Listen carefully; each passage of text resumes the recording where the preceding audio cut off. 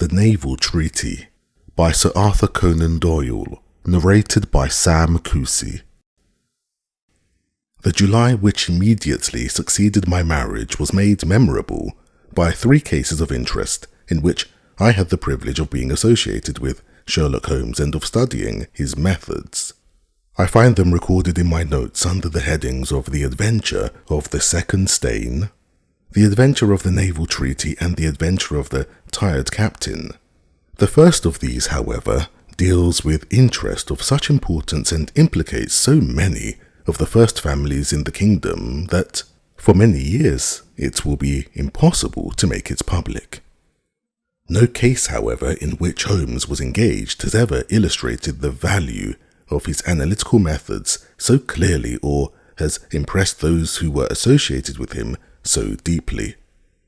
I still retain an almost verbatim report of the interview in which he demonstrated the true facts of the case to Monsieur Dubuque of the Paris police and Fritz von Waldbaum, the well-known specialist of Danzig, both of whom had wasted their energies upon what proved to be side issues. The new century will have come, however, before the story can be safely told. Meanwhile, I pass on to the second on my list, which promised also at one time to be of national importance and was marked by several incidents which give it quite unique character. During my school days, I had been intimately associated with a lad named Percy Phelps, who was of much the same age as myself, though he was 2 classes ahead of me. He was a very brilliant boy and carried away every prize which the school had to offer.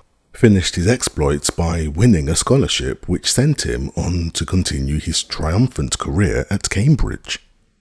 He was, I remember, extremely well connected, and even when we were all little boys together, we knew that his mother's brother was Lord Holdhurst, the great conservative politician.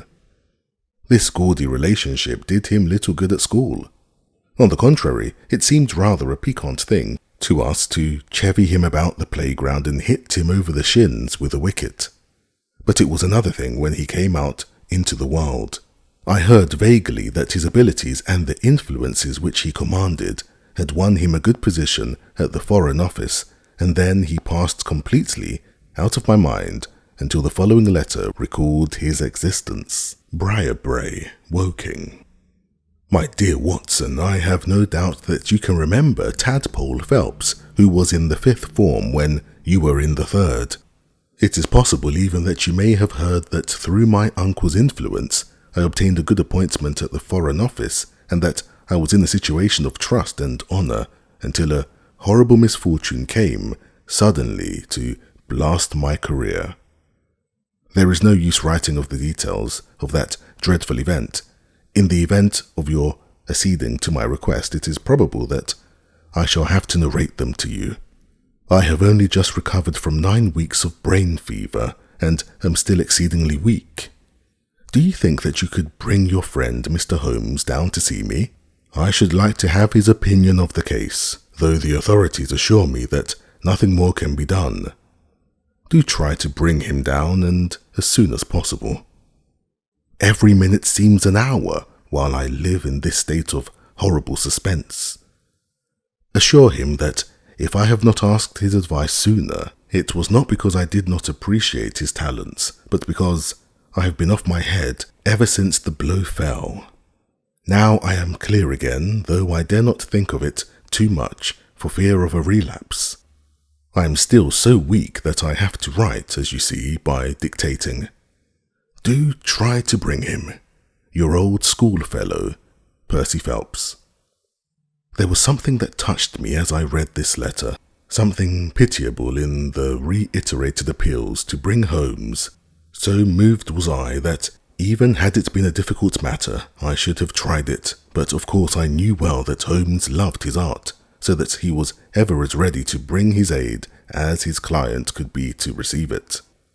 My wife agreed with me that not a moment should be lost in laying the matter before him, and so within an hour of breakfast time, I found myself back once more in the old rooms in Baker Street.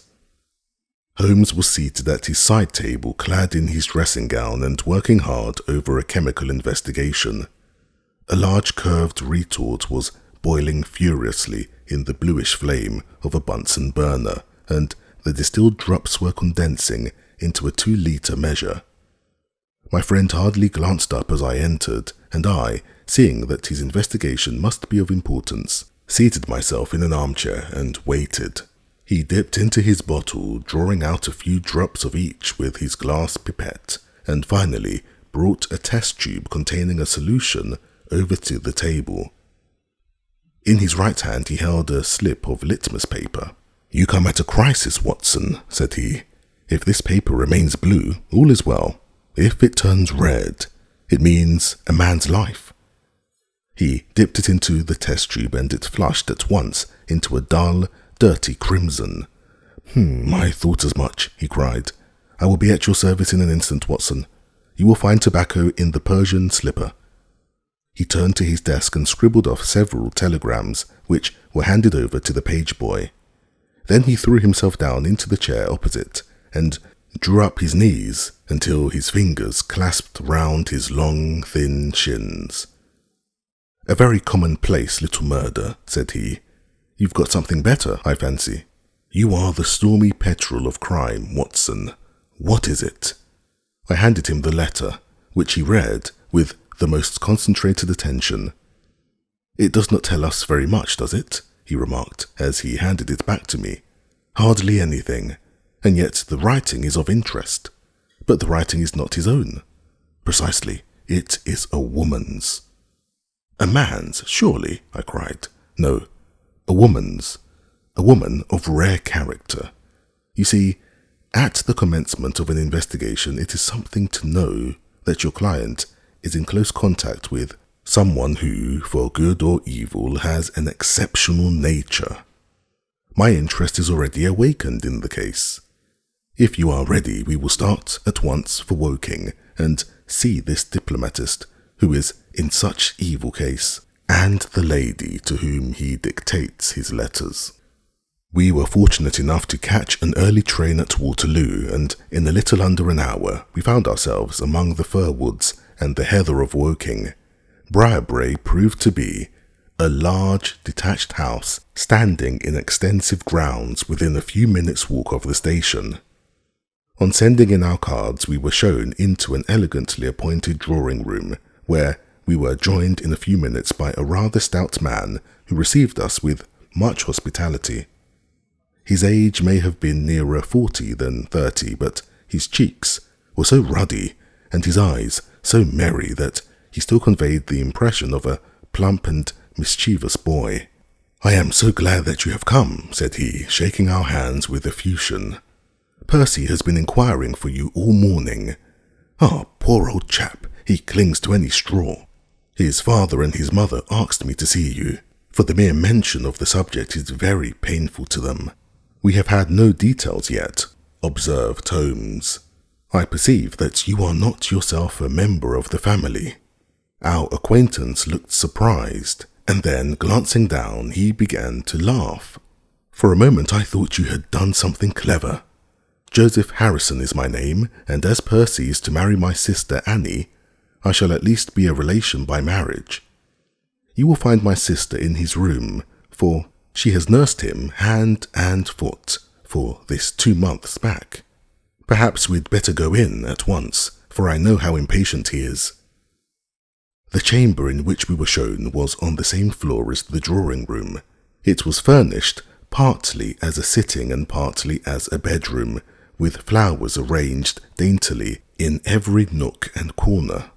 A young man, very pale and worn, was lying upon a sofa near the open window through which came the rich scent of the garden and the balmy summer air. A woman was sitting beside him, who rose as we entered. "Shall I leave, Percy?" she asked. He clutched her hand to detain her. "How are you, Watson?" said he cordially. "I should never have known you under that moustache, and I dare say you would not be prepared to swear to me. This, I presume, is your celebrated friend, Mr. Sherlock Holmes?" I introduced him in a few words, and we both sat down. The stout young man had left us, but his sister still remained with her hand in that of the invalid. She was a striking-looking woman, a little short and thick for symmetry, but with a beautiful olive complexion, large dark Italian eyes, and a wealth of deep black hair. Her rich tints made the white face of her companion the more worn and haggard by the contrast. "I won't waste your time," said he, raising himself upon the sofa. "I'll plunge into the matter without further preamble. I was a happy and successful man, Mr. Holmes, and on the eve of my being married, when a sudden and dreadful misfortune wrecked all my prospects in life. I was, as Watson may have told you, in the Foreign Office, and through the influences of my uncle, Lord Holdhurst, I rose rapidly to a responsible position. When my uncle became Foreign Minister in this administration, he gave me several missions of trust, and as I always brought them to a successful conclusion, he came at last to have the utmost confidence in my ability and tact. Nearly 10 weeks ago, to be more accurate, on the 23rd of May, he called me into his private room and, after complimenting me on the good work which I had done, he informed me that he had a new commission of trust for me to execute. "This," said he, taking a grey roll of paper from his bureau, "is the original of that secret treaty between England and Italy, of which, I regret to say, some rumours have already got into the public press. It is of enormous importance that nothing else should leak out. The French or the Russian embassy would pay an immense sum to learn the contents of these papers. They should not leave my bureau were it not that it is absolutely necessary to have them copied. You have a desk in your office?" "Yes, sir." "Then take the treaty and lock it up there. I shall give directions that you may remain behind when the others go, so that you may copy it at your leisure without fear of being overlooked. When you have finished, relock both the original and the draft in the desk and hand them over to me personally tomorrow morning." I took the papers and— "Excuse me an instant," said Holmes. "Were you alone during this conversation?" "Absolutely." "In a large room?" 30 feet each way." "In the centre?" "Yes, about it." "And speaking low?" "My uncle's voice is always remarkably low. I hardly spoke at all." "Thank you," said Holmes, shutting his eyes. "Pray, go on." I did exactly what he indicated and waited until the other clerks had departed. One of them in my room, Charles Gorrot, had some arrears of work to make up, so I left him there and went out to dine. When I returned, he was gone. I was anxious to hurry my work, for I knew that Joseph, the Mr. Harrison whom you saw just now, was in town, and that he would travel down to Woking by the 11 o'clock train, and I wanted, if possible, to catch it. When I came to examine the treaty, I saw at once that it was of such importance that my uncle had been guilty of no exaggeration in what he had said. Without going into details, I may say that it defined the position of Great Britain toward the Triple Alliance and foreshadowed the policy which this country would pursue in the event of the French fleet gaining a complete ascendancy over that of Italy in the Mediterranean. The questions treated in it were purely naval. At the end were the signatures of the high dignitaries who had signed it. I glanced my eyes over it and then settled down to my task of copying. It was a long document, written in the French language and containing 26 separate articles. I copied as quickly as I could, but at 9 o'clock I had only done 9 articles, and it seemed hopeless for me to attempt to catch my train. I was feeling drowsy and stupid, partly from my dinner and also from the effects of a long day's work. A cup of coffee would clear my brain. A commissionaire remains all night in a little lodge at the foot of the stairs and is in the habit of making coffee at his spirit lamp for any of the officials who may be working overtime. I rang the bell, therefore, to summon him. To my surprise, It was a woman who answered the summons, a large, coarse-faced, elderly woman in an apron. She explained that she was the commissionaire's wife who did the chairing, and I gave her the order for the coffee. I wrote 2 more articles and then, feeling more drowsy than ever, I rose and walked up and down the room to stretch my legs. My coffee had not yet come, and I wondered what the cause of the delay could be. Opening the door, I started down the corridor to find out. There was a straight passage, dimly lighted, which led from the room in which I had been working and was the only exit from it. It ended in a curving staircase with the commissionaire's lodge in the passage at the bottom. Halfway down this staircase is a small landing with another passage running into it at right angles. This second one leads by means of a second small stair to the side door used by servants and also as a shortcut by clerks when coming from Charles Street. Here is a rough chart of the place. Thank you. I think that I quite follow you, said Sherlock Holmes. It is of utmost importance that you should notice this point. I went down the stairs and into the hall, where I found the commissionaire fast asleep in his box, with the kettle boiling furiously upon the spirit lamp. I took off the kettle and blew out the lamp, and the water was spurting over the floor. Then I put out my hand and was about to shake the man, who was still sleeping soundly, when a bell over his head rang loudly, and he woke with a start. "Mr. Phelps, sir," said he, looking at me in bewilderment. I came down to see if my coffee was ready. "I was boiling the kettle when I fell asleep, sir." He looked at me, and then up at the still quivering bell, with an ever-growing astonishment upon his face. "If you was here, sir, then who rang the bell?" he asked. "The bell?" I cried. "What bell is it?" "It's the bell of the room you were working in." A cold hand seemed to close round my heart. Someone, then, was in that room where my precious treaty lay upon the table. I ran frantically up the stairs and along the passage. There was no one in the corridors, Mr. Holmes. There was no one in the room. All was exactly as I left it, save only that the papers which had been committed to my care had been taken from the desk on which they lay. The copy was there, and the original was gone. Holmes sat up in his chair and rubbed his hands. I could see that the problem was entirely to his heart. "Pray, what did you do then?" he murmured. I recognized in an instant that the thief must have come up the stairs from the side door. Of course, I must have met him if he had come the other way. You were satisfied that he could not have been concealed in the room all the time, or in the corridor which you have just described as dimly lighted?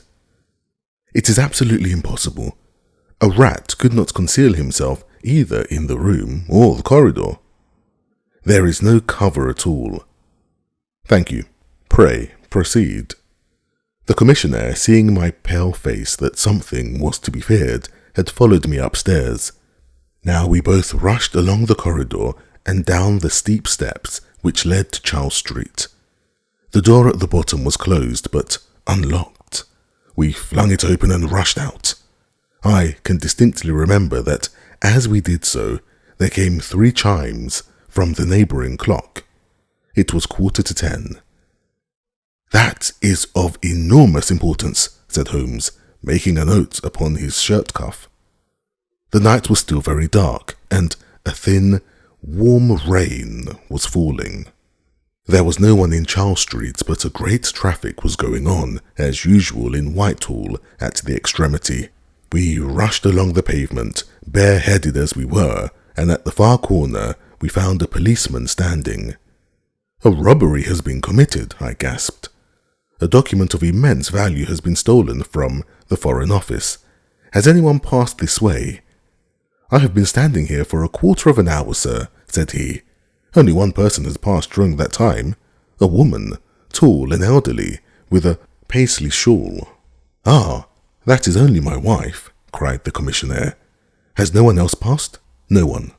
"Then it must be the other way that the thief took," cried the fellow, tugging at my sleeve. But I was not satisfied, and the attempts which he made to draw me away increased my suspicions. "Which way did the woman go?" I cried. "I don't know, sir. I noticed her pass, but I had no special reason for watching her. She seemed to be in a hurry." "How long ago was it?" "Oh, not very many minutes." "Within the last 5? "Well, it could not have been more than 5. "You're only wasting your time, sir, and every minute now is of importance," cried the commissionaire. "Take my word for it that my old woman has nothing to do with it, and come down to the other end of the street." "Well, if you won't, I will." And with that, he rushed off in the other direction. But I was after him in an instant and caught him by the sleeve. "Where do you live?" said I. 16 Ivy Lane, Brixton," he said. "But don't let yourself be drawn away upon a false scent, Mr. Phelps. Come to the other end of the street and let us see if we can hear anything." Nothing was to be lost by following his advice.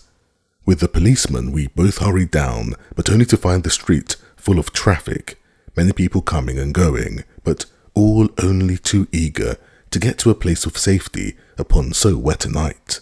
There was no lounger who could tell us who had passed. Then we returned to the office and searched the stairs and the passage without result. The corridor which led to the room was laid down with a kind of creamy linoleum which shows an impression very easily. We examined it very carefully, but found no outline of any footmark. Had it been raining all evening? Since about 7. How is it then that the woman who came into the room about 9 left no traces with her muddy boots? I am glad you raised the point. It occurred to me at the time. The charwomen are in the habit of taking off their boots at the commissionaire's office and putting on list slippers. That is very clear. There were no marks then, though the night was a wet one. The chain of events is certainly one of extraordinary interest. What did you do next? We examined the room also. There is no possibility of a secret door, and the windows are quite 30 feet from the ground. Both of them were fastened on the inside. The carpet prevents any possibility of a trapdoor, and the ceiling is of the ordinary whitewashed kind. I will pledge my life that whoever stole my papers could only have come through the door. How about the fireplace? They used none. There is a stove. The bell rope hangs from the wire just to the right of my desk. Whoever rang it must have come right up to the desk to do it. But why should any criminal wish to ring the bell? It is a most insoluble mystery. Certainly the incident was unusual. What were your next steps? You examined the room, I presume, to see if the intruder had left any traces, any cigar end, or dropped glove, or hairpin, or other trifle? There was nothing of the sort. No smell? Well, we never thought of that. Ah, a scent of tobacco would have been worth a great deal to us in such an investigation. I never smoke myself, so I think I should have observed it if there had been any smell of tobacco. There was absolutely no clue of any kind. The only tangible fact was that the commissionaire's wife, Mrs. Tangy, was the name, had hurried out of the place. He could give no explanation save that it was about the time when the woman always went home. The policeman and I agreed that our best plan would be to seize the woman before she could get rid of the papers, presuming that she had them. The alarm had reached Scotland Yard by that time, and Mr. Forbes, the detective, came round at once and took up the case with a great deal of energy. We hired a hansom, and in half an hour we were at the address which had been given to us. A young woman opened the door, who proved to be Mrs. Tangy's eldest daughter. Her mother had not come back yet, and we were shown into the front room to wait. About 10 minutes later, a knock came at the door, and here we made the one serious mistake for which I blame myself. Instead of opening the door ourselves, we allowed the girl to do so. We heard her say, "Mother, there are 2 men in the house waiting to see you," and an instant afterwards we heard the patter of feet rushing down the passage. Forbes flung the door open, and we both ran into the back room or kitchen, but the woman had got there before us. She stared at us with defiant eyes, and then, suddenly recognizing me, an expression of absolute astonishment came over her face. "Why, if it isn't Mr. Phelps, of the office," she cried. Come, who did you think we were when you ran away from us?" asked my companion. "I thought you were the brokers," said she. "We have had some trouble with a tradesman." "That's not quite good enough," answered Forbes. "We have reason to believe that you have taken a paper of importance from the Foreign Office and that you ran in here to dispose of it. You must come back with us to Scotland Yard to be searched." It was in vain that she protested and resisted. A 4-wheeler was brought, and we all 3 drove back in it. We had first made an examination of the kitchen, and especially of the kitchen fire, to see whether she might have made away with the papers during the instant that she was alone. There were no signs, however, of any ashes or scraps. When we reached Scotland Yard, she was handed over at once to the female searcher. I waited in agony of suspense until she came back with her report. There were no signs of the papers. Then, for the first time, the horror of my situation came in its full force. Hitherto I had been acting, and action had numbed thought. I had been so confident of regaining the treaty at once that I had not dared to think of what would be the consequence if I failed to do so. But now there was nothing more to be done, and I had leisure to realize my position. It was horrible. Watson there would tell you that I was a nervous, sensitive boy at school. It is my nature. I thought of my uncle and his colleagues in the cabinet, of the shame which I had brought upon him, upon myself, upon everyone connected with me. What, though, if I was the victim of an extraordinary accident? No allowance is made for accidents where diplomatic interests are at stake. I was ruined, shamefully, hopelessly ruined. I don't know what I did. I fancy I must have made a scene. I have a dim recollection of a group of officials who crowded round me, endeavouring to soothe me. One of them drove down with me to Waterloo and saw me into the Woking train. I believe that he would have come all the way had it not been that Dr. Ferrier, who lives near me, was going down by that very train. The doctor most kindly took charge of me, and it was well he did so, for I had to fit in the station, and before we reached home, I was practically a raving maniac. You can imagine the state of things here when they were roused from their beds by the doctor's ringing and found me in this condition. Poor Annie here and my mother were broken-hearted. Dr. Ferrier had just heard enough from the detective at the station to be able to give an idea of what had happened, and his story did not mend matters. It was evident to all that I was in for a long illness, so Joseph was bundled out of this cheery bedroom, and it was turned into a sick room for me. Here I have lain, Mr. Holmes, for over 9 weeks, unconscious, and raving with brain fever. If it had not been for Miss Harrison here, and for the doctor's care, I should not be speaking to you now. She has nursed me by day, and hired a nurse to look after me by night, for in my mad fits I was capable of anything. Slowly my reason has cleared, but it is only during the last 3 days that my memory has quite returned. Sometimes I wish that it never had. The first thing that I did was to wire to Mr. Forbes, who had the case in hand. He came out and assures me that, though everything has been done, no trace of a clue has been discovered. The commissionaire and his wife have been examined in every way, without any light being thrown upon the matter.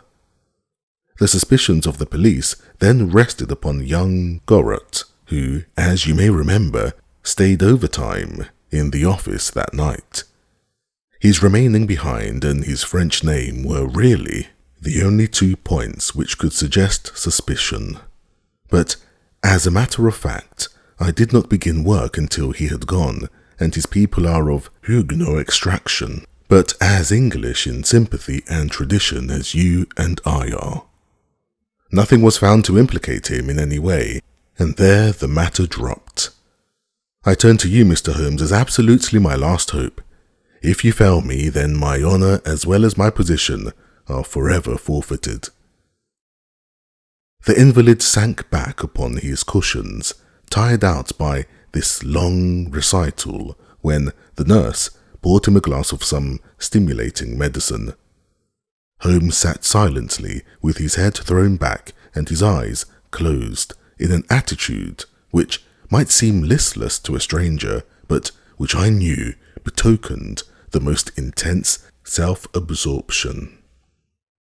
"Your statement has been so explicit," said he at last, "that you have really left me very few questions to ask. There is one of the very utmost importance, however. Did you tell anyone that you had this special task to perform?" "No one. Not Miss Harrison here, for example. No. I had not been back to Woking between getting the order and executing the commission."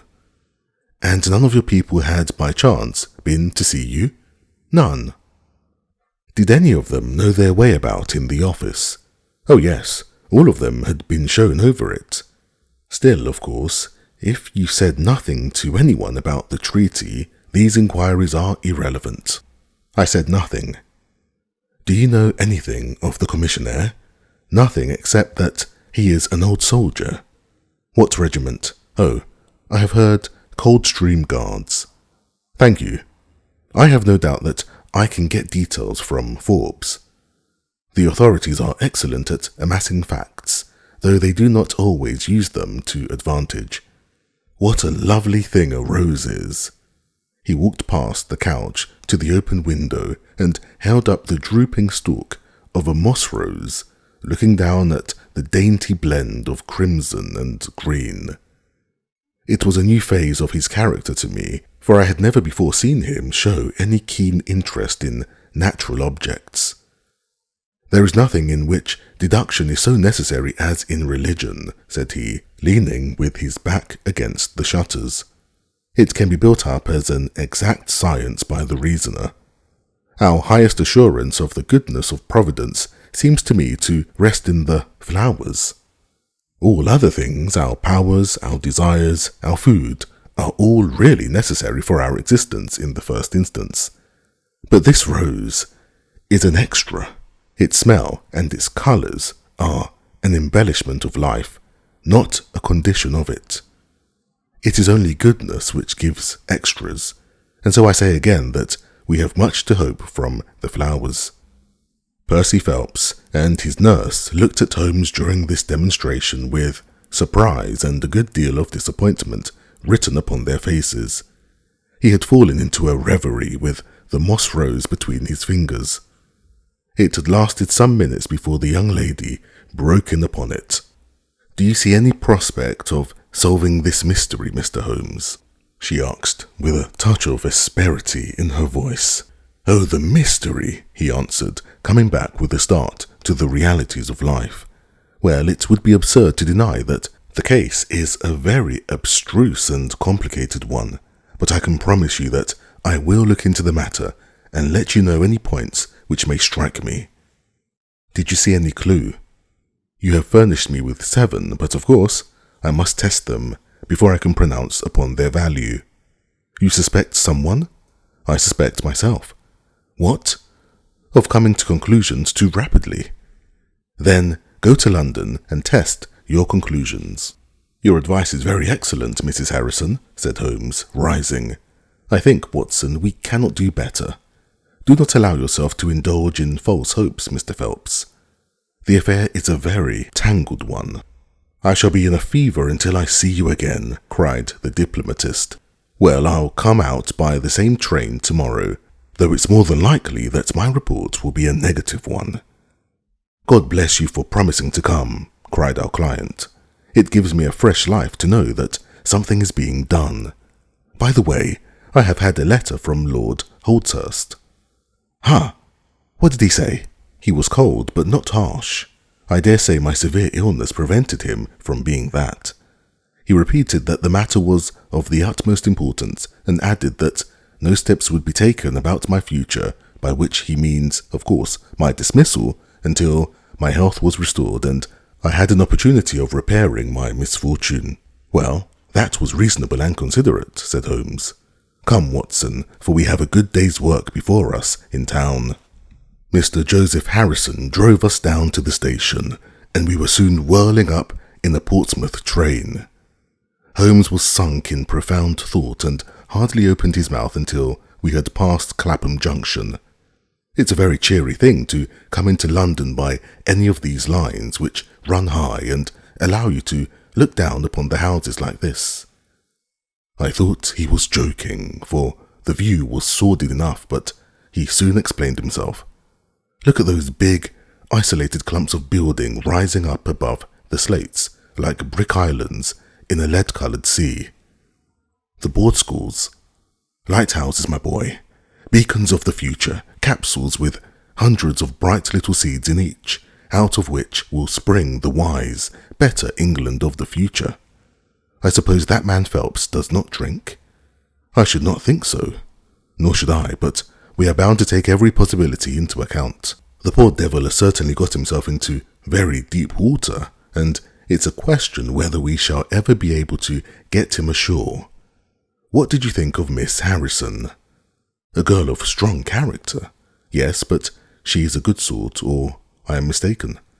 She and her brother are the only children of an ironmaster somewhere up Northumberland way. He got engaged to her when travelling last winter, and she came down to be introduced to his people with her brother as an escort. Then came the smash, and she stayed on to nurse her lover, while brother Joseph, finding himself pretty snug, stayed on too. I've been making a few independent inquiries, you see, but today must be a day of inquiries. My practice, I began. "Oh, if you find your own cases more interesting than mine," said Holmes, with some asperity. "I was going to say that my practice could get along very well for a day or two, since it is the slackest time of the year." "Excellent," said he, recovering his good humour. "Then we'll look into the matter together. I think that we shall begin by seeing Forbes. He can probably tell us all the details we want until we know from what side the case is to be approached. You said you had a clue. Well, we have several, but we can only test their value by further inquiry. The most difficult crime to track is the one which is purposeless. Now this is not purposeless. Who is it who profits by it?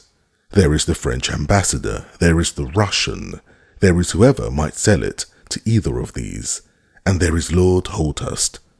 Lord Holdhurst? Well, it is just conceivable that a statesman might find himself in position where he was not sorry to have such a document accidentally destroyed. Not a statesman with an honourable record of Lord Holdhurst. It is a possibility, and we cannot afford to disregard it. We shall see the noble lord today and find out if he can tell us anything. Meanwhile, I have already set inquiries on foot." "Already?" "Yes, I sent wires from Woking Station to every evening paper in London. This advertisement will appear in each of them."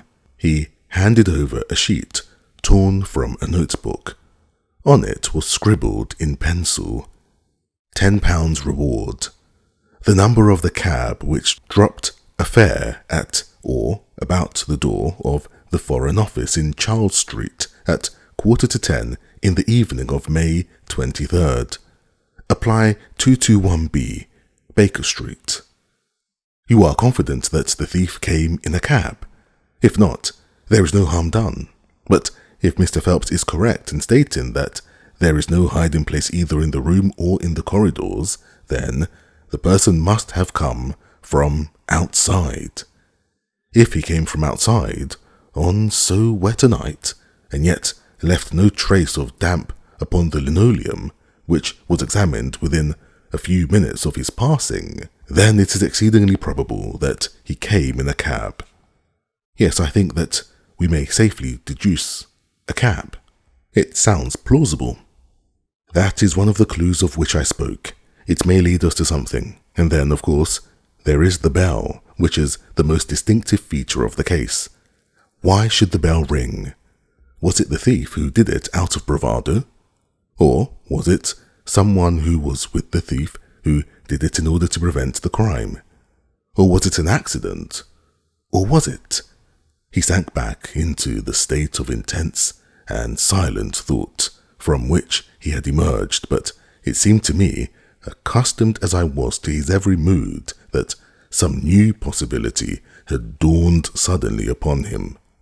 It was 3:20 when we reached our terminus, and after a hasty luncheon at the buffet, we pushed on at once to Scotland Yard. Holmes had already wired to Forbes, and we found him waiting to receive us.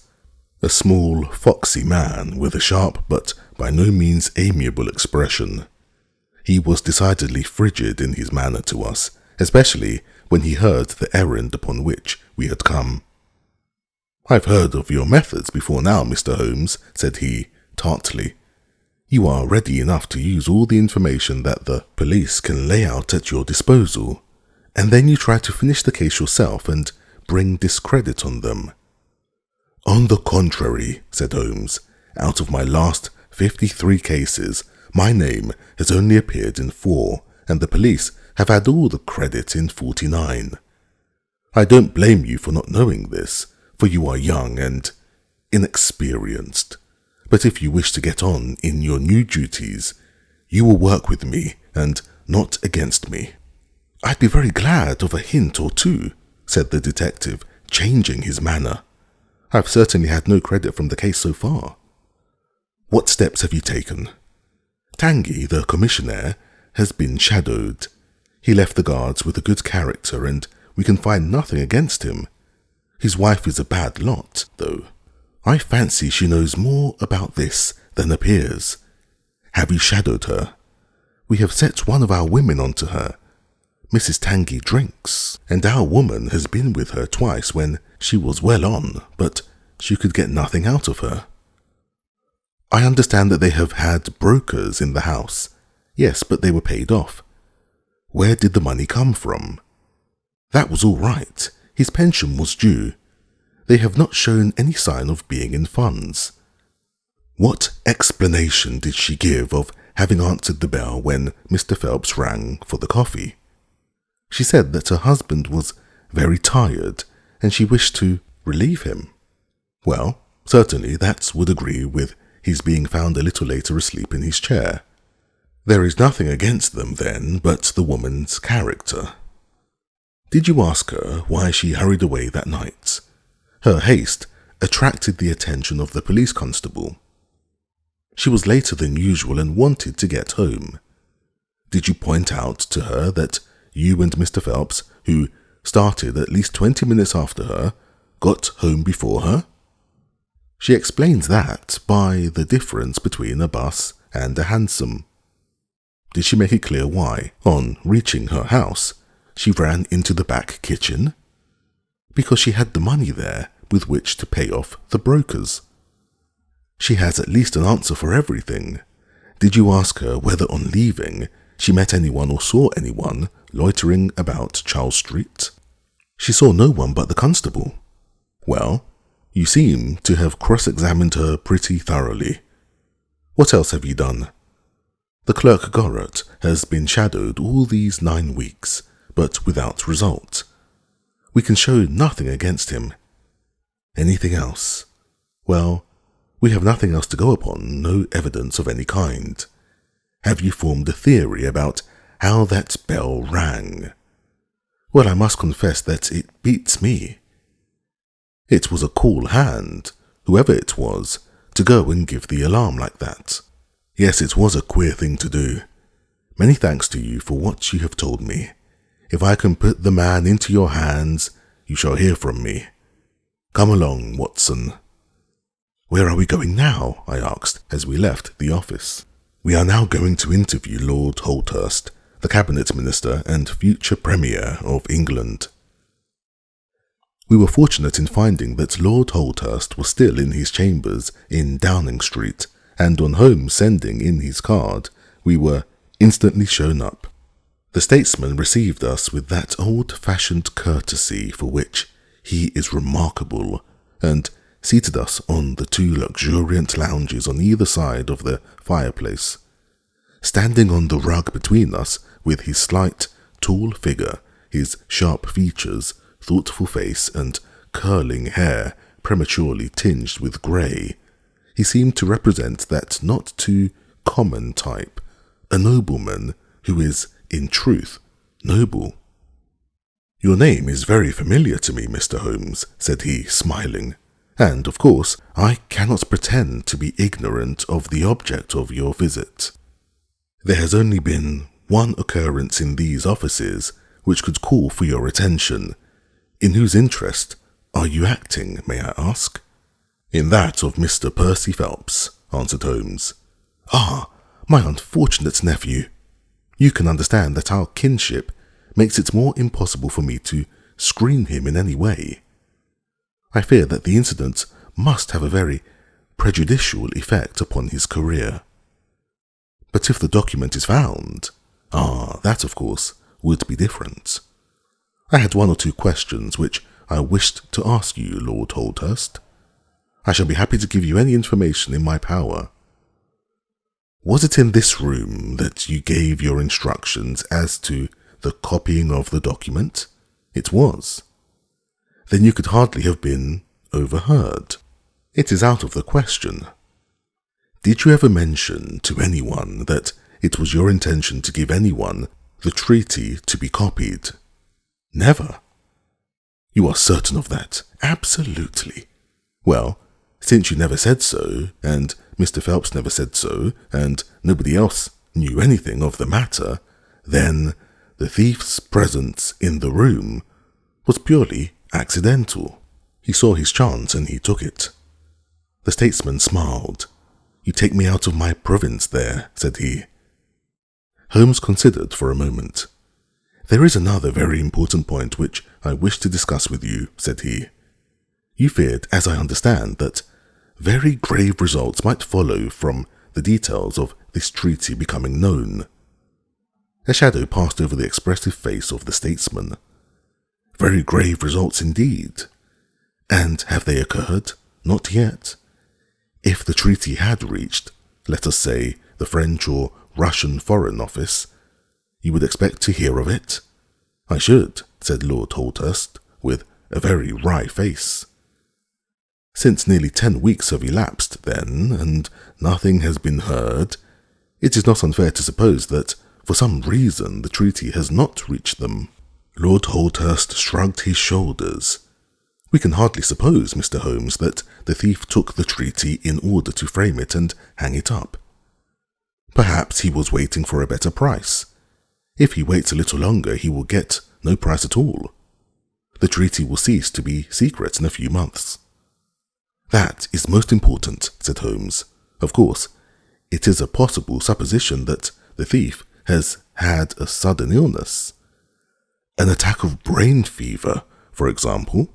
asked the statesman, flashing a swift glance at him. "I did not say so," said Holmes, imperturbably. "And now, Lord Holdhurst, we have already taken up too much of your valuable time, and we shall wish you good day."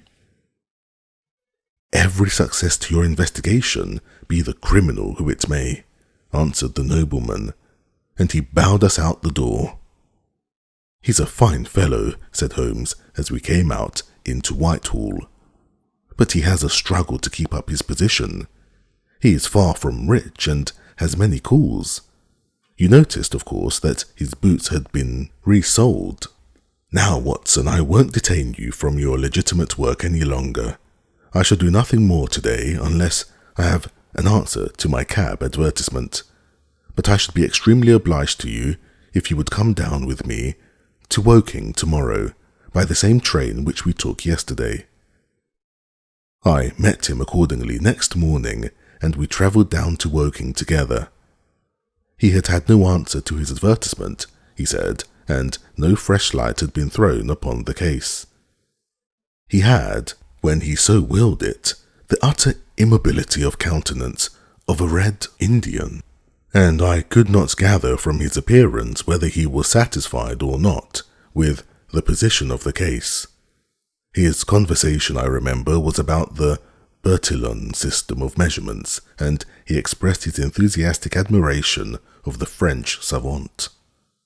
We found our client still under the charge of his devoted nurse, but looking considerably better than before. He rose from the sofa and greeted us without difficulty when we entered.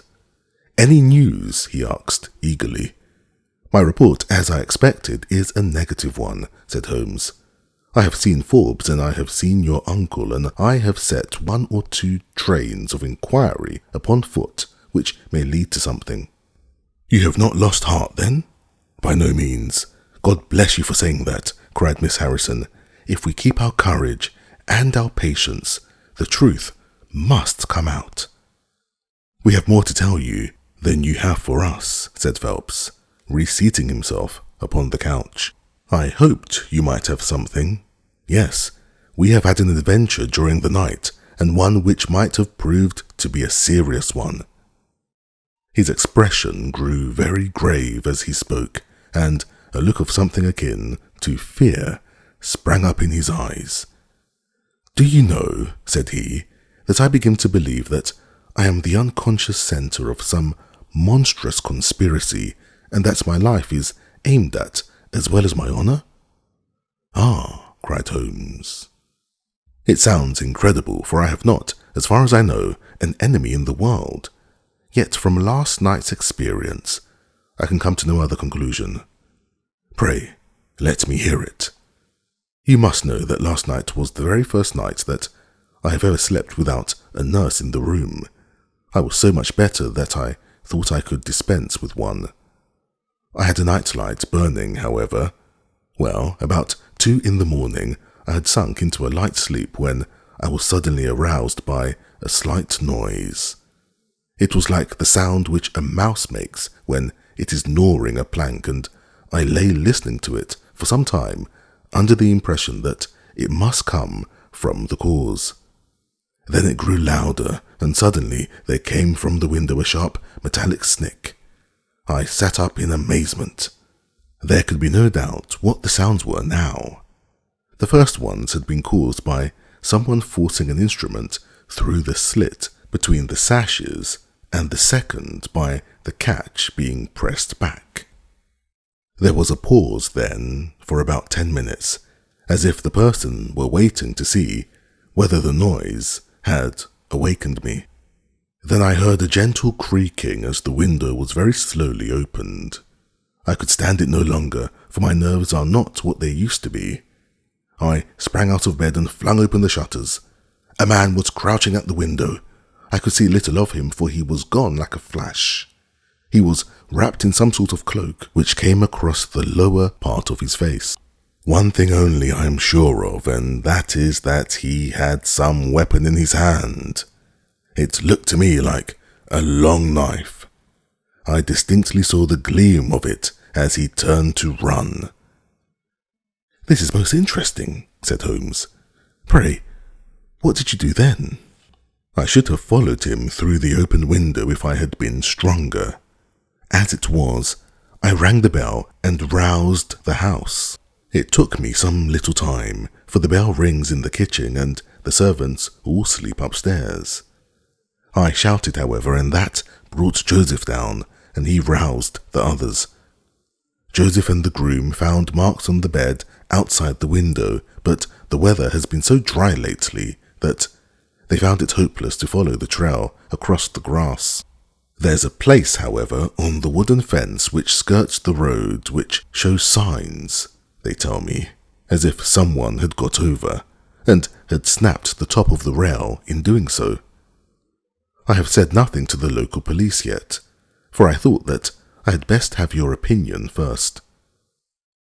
This tale of our client's appeared to have an extraordinary effect upon Sherlock Holmes. He rose from his chair and paced about the room in uncontrollable excitement. "Misfortunes never come single," said Phelps, smiling, though it was evident that his adventure had somewhat shaken him. "You have certainly had your share," said Holmes. "Do you think you could walk round the house with me?" "Oh yes, I shall like a little sunshine." "Joseph will come too." "And I also," said Miss Harrison. "I am afraid not," said Holmes, shaking his head. "I think I must ask you to remain sitting exactly where you are." The young lady resumed her seat with an air of displeasure. Her brother, however, had joined us, and we set off all four together. We passed round the lawn to the outside of the young diplomatist's window. There were, as he had said, marks upon the bed, but they were hopelessly blurred and vague. Holmes stopped over them for an instant, and then rose, shrugging his shoulders. "I don't think anyone could make much of this," said he.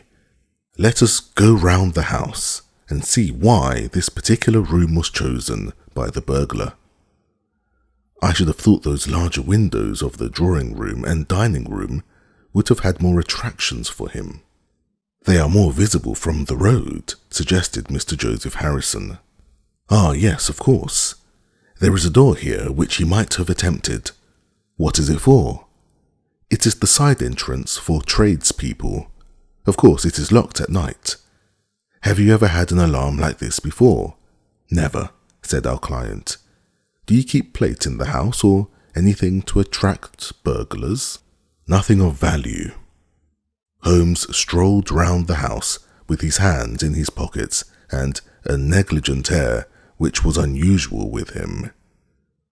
"By the way," said he to Joseph Harrison, "you found some place, I understand, where the fellow scaled the fence. Let us have a look at that." The plump young man led us to a spot where the top of one of the wooden rails had been cracked. A small fragment of the wood was hanging down. Holmes pulled it off and examined it critically. "Do you think that was done last night? It looks rather old, does it not?" "Well, possibly so. There are no marks of anyone jumping down upon the other side. No, I fancy we shall get no help here. Let us go back to the bedroom and talk the matter over." Percy Phelps was walking very slowly, leaning upon the arm of his future brother-in-law. Holmes walked swiftly across the lawn, and we were at the open window of the bedroom long before the others came up. "Miss Harrison," said Holmes, speaking with the utmost intensity of manner, "you must stay where you are all day. Let nothing prevent you from staying where you are all day. It is of the utmost importance." "Certainly, if you wish it, Mr. Holmes," said the girl in astonishment. "When you go to bed, lock the door of this room on the outside and keep the key. Promise to do this." "But Percy—" "He will come to London with us." "And am I to remain here?" "It is for his sake. You can serve him. Quick, promise." She gave a quick nod of assent just as the other two came up. "Why do you sit moping there, Annie?" cried her brother. "Come out into the sunshine." "No, thank you, Joseph. I have a slight headache, and this room is deliciously cool and soothing." "What do you propose now, Mr. Holmes?" asked our client. "Well, in investigating this minor affair, we must not lose sight of our main inquiry. It would be a very great help to me if you would come up to London with us at once. Well, as soon as you conveniently can, say in an hour. I feel quite strong enough, if I can really be of any help. The greatest possible. Perhaps you would like me to stay there tonight. I was just going to propose it. Then, if my friend of the night comes to revisit me, he will find the bird flown. We are all in your hands, Mr. Holmes, and you must tell us exactly what you would like done. Perhaps you would prefer that Joseph came with us so as to look after me? Oh no, my friend, Watson is a medical man, you know, and he'll look after you. We'll have our lunch here, if you will permit us, and then we shall all three set off for town together. It was arranged as he suggested, though Miss Harrison excused herself from leaving the bedroom in accordance with Holmes's suggestion. What the object of my friend's manoeuvres was, I could not conceive, unless it were to keep the lady away from Phelps, who, rejoined by his returning health and by the prospect of action, lunched with us in the dining room. Holmes had a still more startling surprise for us, however, for after accompanying us down to the station and seeing us into our carriage, he calmly announced that he had no intention of leaving Woking. There are one or two small points which I should desire to clear up before I go, said he. Your absence, Mr. Phelps, will in some ways rather assist me. Watson, when you reach London, you would oblige me by driving at once to Baker Street with our friend here and remaining with him until I see you again. It is fortunate that you are old schoolfellows, as you must have much to talk over. Mr. Phelps can have the spare room tonight, and I will be with you in time for breakfast, for there is a train which will take me into Waterloo at 8. But how about our investigation in London? Asked Phelps ruefully. We can do that tomorrow. I think that just at present I can be of more immediate use here. You might tell them at Briarbrae that I hope to be back tomorrow night, cried Phelps, as we began to move from the platform. I hardly expect to go back to Briarbrae, answered Holmes, and waved his hand to us cheerily as we shot out from the station. Phelps and I talked it over on our journey, but neither of us could devise a satisfactory reason for this new development. I suppose he wants to find out some clue as to the burglary last night, if a burglar it was. For myself, I don't believe it was an ordinary thief. What is your own idea, then? Upon my word, you may put it down to my weak nerves or not, but I believe there is some deep political intrigue going on round me, and that, for some reason that passes my understanding, my life is aimed at by the conspirators. It sounds high-flown and absurd, but consider the facts. Why should a thief try to break in at a bedroom window where there could be no hope of any plunder, and why should he come with a long knife in his hand? You are sure it was not a housebreaker's, Jimmy? Oh no, it was a knife. I saw the flash of the blade quite distinctly. But why on earth should you be pursued with such animosity? Ah, that is the question. Well, if Holmes takes the same view, that would account for his action, would it not? Presuming that your theory is correct, if he can lay his hands upon the man who threatened you last night, he will certainly have gone a long way towards finding who took the Naval Treaty. It is absurd to suppose that you have two enemies, one of whom robs you, while the other threatens your life. But Holmes said that he was not going to Briarbrae. I have known him for some time, said I, but I never knew him to do anything, yet without a very good reason. And with that, our conversation drifted off onto other topics. But it was a weary day for me. Phelps was still weak after his long illness, and his misfortune made him querulous and nervous. In vain I endeavoured to interest him in Afghanistan, in India, in social questions, in anything which might take his mind out of the groove. He would always come back to his lost treaty, wondering, guessing, speculating as to what Holmes was doing, what steps Lord Holdhurst was taking, what news we would have in the morning. As the evening wore on, his excitement became quite painful. "You have implicit faith in Holmes?" he asked.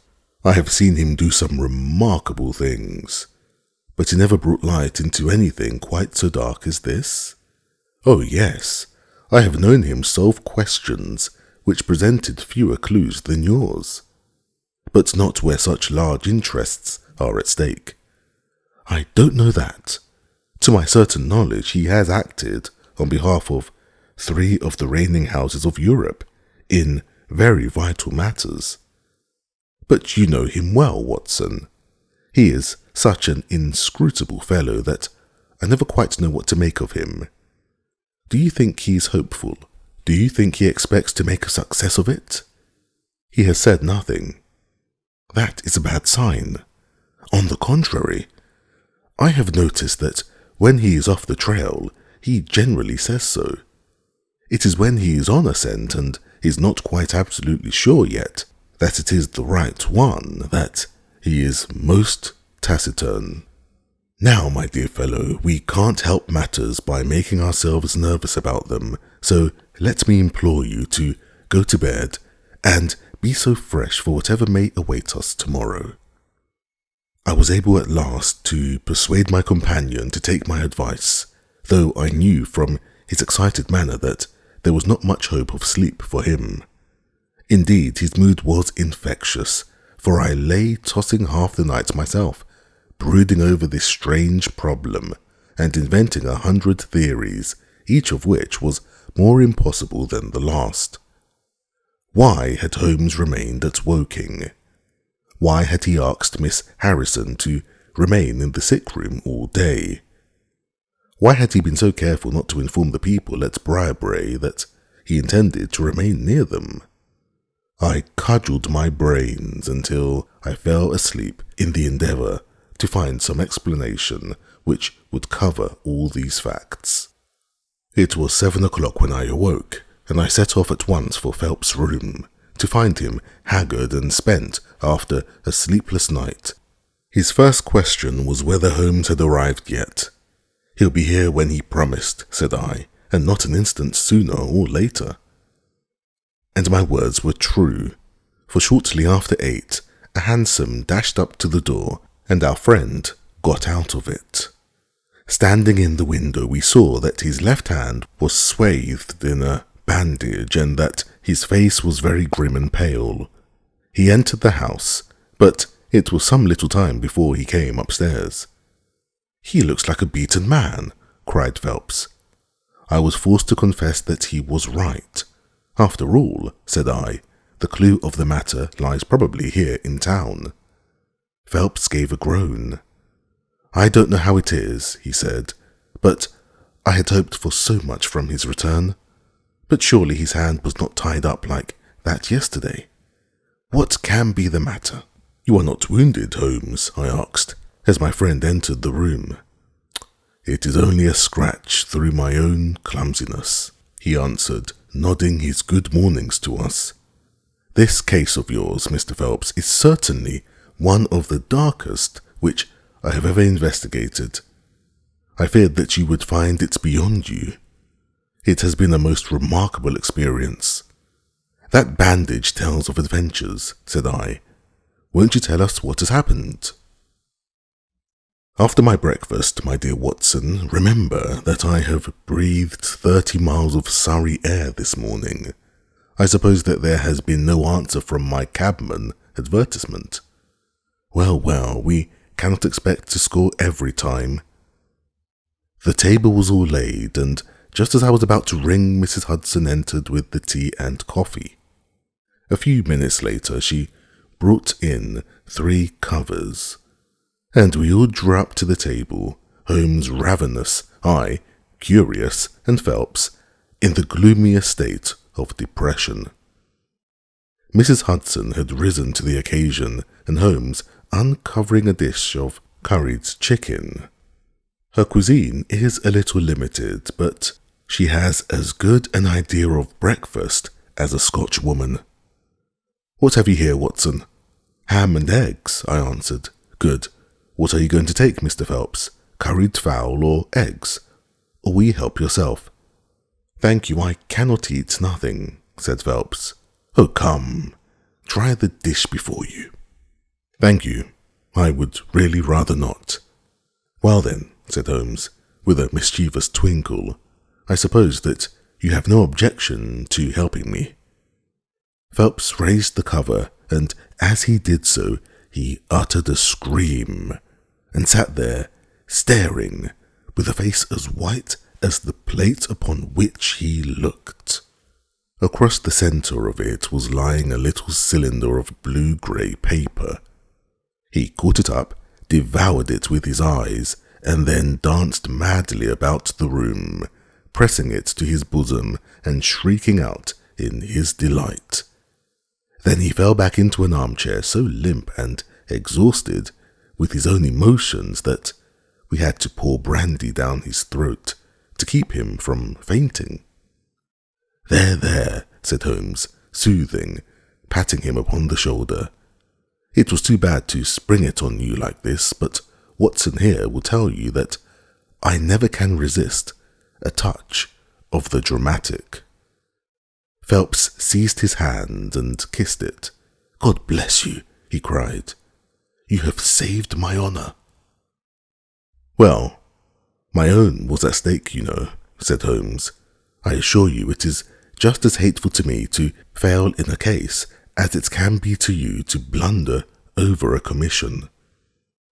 Phelps thrust away the precious document into the innermost pocket of his coat. "I have not the heart to interrupt your breakfast any further, and yet I am dying to know how you got it and where it was." Sherlock Holmes swallowed a cup of coffee and turned his attention to the ham and eggs. Then he rose, lit his pipe, and settled himself down into his chair. "I'll tell you what I did first, and how I came to do it afterwards," said he. "After leaving you at the station, I went for a charming walk through some admirable Surrey scenery to a pretty little village called Ripley, where I had my tea at an inn, and took the precaution of filling my flask and of putting a paper of sandwiches in my pocket.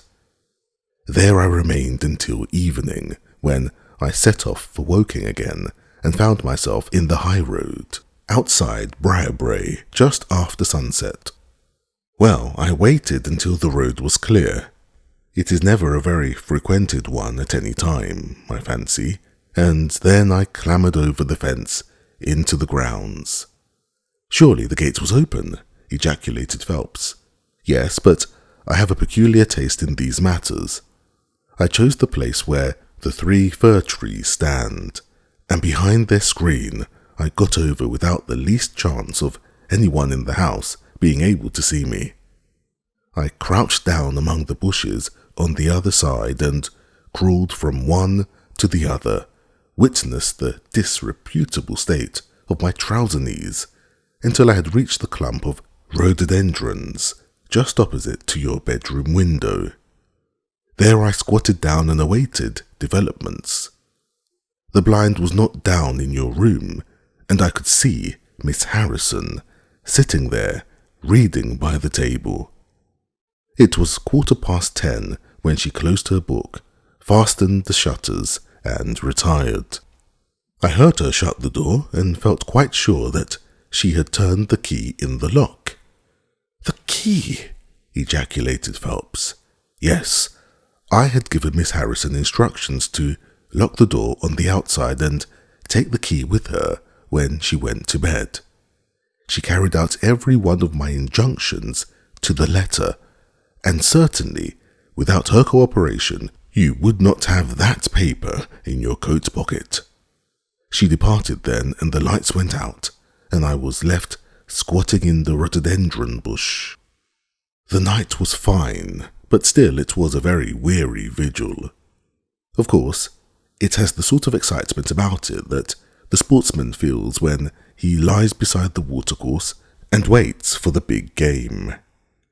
It was very long, though, almost as long, Watson, as when you and I waited in that deadly room when we looked into the little problem of the speckled band. There was a church clock down at Woking which struck the quarters, and I thought more than once that it had stopped. At last, however, about 2 in the morning, I suddenly heard the gentle sound of a bolt being pushed back and the creaking of a key. A moment later the servant's door was opened, and Mr. Joseph Harrison stepped out into the moonlight. "Joseph!" ejaculated Phelps. He was bareheaded, but he had a black coat thrown over his shoulder so that he could conceal his face in an instant if there were any alarm. He walked on tiptoe under the shadow of the wall, and when he reached the window, he worked a long bladed knife through the sash and pushed back the catch. Then he flung open the window, and putting his knife through the crack in the shutters, he thrust the bar up and swung them open. From where I lay, I had a perfect view of the inside of the room and of every one of his movements. He lit the 2 candles which stood upon the mantelpiece, and then he proceeded to turn back the corner of the carpet in the neighbourhood of the door. Presently he stopped and picked out a square piece of board, such as is usually left to enable plumbers to get at the joints of the gas pipes. This one covered, as a matter of fact, the T-joint which gives off the pipe which supplies the kitchen underneath. Out of this hiding place he drew that little cylinder of paper, pushed down the board, rearranged the carpet, blew out the candles, and walked straight into my arms as I stood waiting for him outside the window. Well, he has rather more viciousness than I give him credit for, has Master Joseph. He flew at me with his knife, and I had to grasp him twice, and got a cut over the knuckles before I had the upper hand over him. He looked murder out of the only eye he could see with when we had finished. But he listened to reason and gave up the papers. Having got them, I let my man go, but I wired full particulars to Forbes this morning. If he is quick enough to catch his bird, well and good, but if, as I shrewdly suspect, he finds the nest empty before he gets there, why, all the better for the government. I fancy that Lord Holdhurst for one, and Mr. Percy Phelps for another, would very much rather that the affair never got as far as a police court.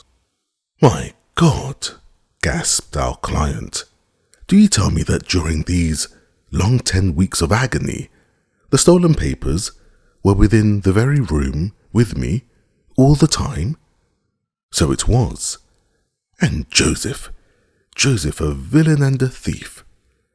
I am afraid Joseph's character is a rather deeper and more dangerous one than one might judge from his appearance. From what I have heard from him this morning, I gather that he has lost heavily in dabbling with stocks, and that he is ready to do anything on earth to better his fortunes. Being an absolutely selfish man, when a chance presented itself, he did not allow either his sister's happiness or your reputation to hold his hand. Percy Phelps sank back in his chair. "My head whirls," said he. "Your words have dazed me." "The principal difficulty in your case," remarked Holmes, in his didactic fashion, lay in the fact of there being too much evidence. What was vital was overlaid and hidden by what was irrelevant. Of all the facts which were presented to us, we had to pick just those which we deemed to be essential, and then piece them together in their order, so as to reconstruct this very remarkable chain of events. I had already begun to suspect Joseph from the fact that you had intended to travel home with him that night, and that therefore it was a likely enough thing that he should call for you, knowing the Foreign Office well, upon his way. When I heard that someone had been so anxious to get into the bedroom in which no one but Joseph could have concealed anything, you told us in your narrative how you had turned Joseph out when you arrived with the doctor. My suspicions all changed to certainties, especially as the attempt was made on the first night upon which the nurse was absent, showing that the intruder was well acquainted with the ways of the house. How blind I have been! The facts of the case, as far as I have worked them out, are these. This Joseph Harrison entered the office through the Charles Street door, and knowing his way, he walked straight into your room the instant after you left it. Finding no one there, he promptly rang the bell, and at the instant that he did so, his eyes caught the paper upon the table. A glance showed him that chance had put in his way a state document of immense value, and in an instant he had thrust it into his pocket and was gone. A few minutes elapsed, as you remember, before the sleepy commissionaire drew your attention to the bell, and those were just enough to give the thief time to make his escape. He made his way to Woking by the first train, and having examined his booty and assured himself that it really was of immense value, he had concealed it in what he thought was a very safe place, with the intention of taking it out again in a day or two, and carrying it to the French embassy, or whatever he thought that a long price was to be had. Then came your sudden return. He, without a moment's warning, was bundled out of his room, and from that time onward there were always at least two of you there to prevent him from regaining his treasure. The situation to him must have been a maddening one, but at last he thought he saw his chance. He tried to steal in, but was baffled by your wakefulness. You remember that you did not take your usual draught that night. I remember. I fancy that he had taken steps to make that draught efficacious, and that he quite relied upon your being unconscious. Of course, I understood that he would repeat the attempt whenever it could be done with safety. Your leaving the room gave him the chance he wanted. I kept Miss Harrison in it all day so that he might not anticipate us. Then, having given him the idea that the coast was clear, I kept guard as I have described. I already knew that the papers were probably in the room, but I had no desire to rip up all the planking and skirting in search of them. I let him take them, therefore, from the hiding place, and so saved myself an infinity of trouble. Is there any other point which I can make clear? Why did he try the window on the first occasion, I asked, when he might have entered by the door? In reaching the door, he would have to pass 7 bedrooms. On the other hand, he could get out onto the lawn with ease. Anything else? You do not think, asked Phelps, that he had any murderous intention? The knife was only meant as a tool. It may be so, answered Holmes, shrugging his shoulders. I can only say for certain that Mr. Joseph Harrison is a gentleman to whose mercy I should be extremely unwilling to trust.